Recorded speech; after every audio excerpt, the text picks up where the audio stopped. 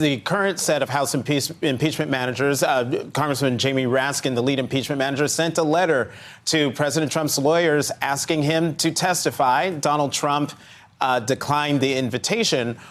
But I'm wondering from you, should Donald Trump be subpoenaed to testify? Is his testimony necessary for this trial to have the power that it needs to have? Do we need to hear from him personally? You know, I have every confidence that Jamie Raskin will make those strategic decisions. But look, the Trump defense filed a brief in which they made many false claims about the president's intentions and his actions and his words.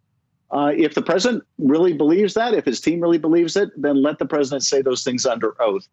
Now, they have made it clear they don't want the president to testify under oath. And I think it's apparent why, because he would either forced to lie again, or to acknowledge his pivotal role in inciting that mob.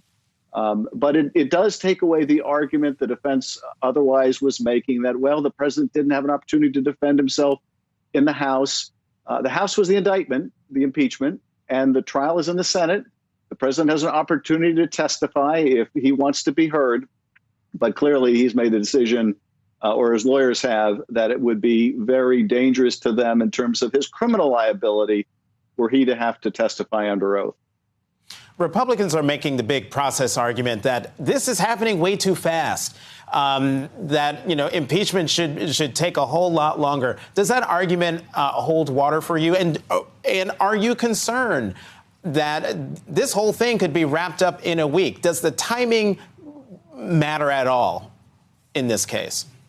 Well, in the last impeachment, and Jonathan, I never thought I would be saying in the last impeachment a year after that, but the Republicans then claimed that we had moved too fast. Now, there were months of depositions and hearings, and they still made the same false process arguments that they make this time.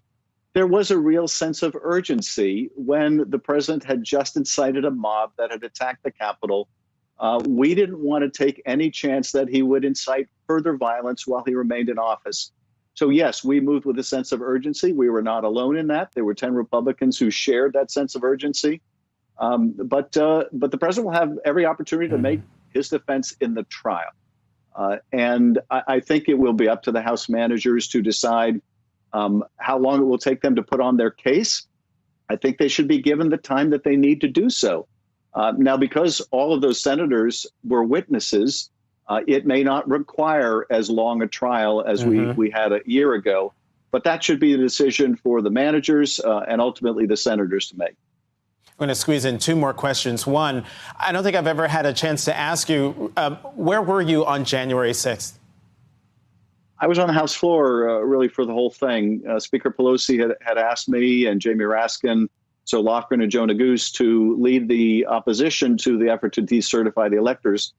So I was really focused on what I was saying and what I was going to rebut that the others were saying.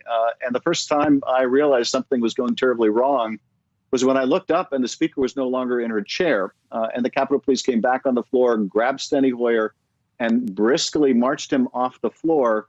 And then, of course, we got successive announcements that there were rioters in the building. We needed to take gas masks out. And then finally, I stayed on the floor until the point where there was breaking glass and that mob was trying to get into the chamber. And the police were yelling for us all to get out. Hey, thanks for watching our YouTube channel. You should know that you can follow today's top stories and breaking news and catch up on your favorite MSNBC shows all in one place. Download the NBC News app today.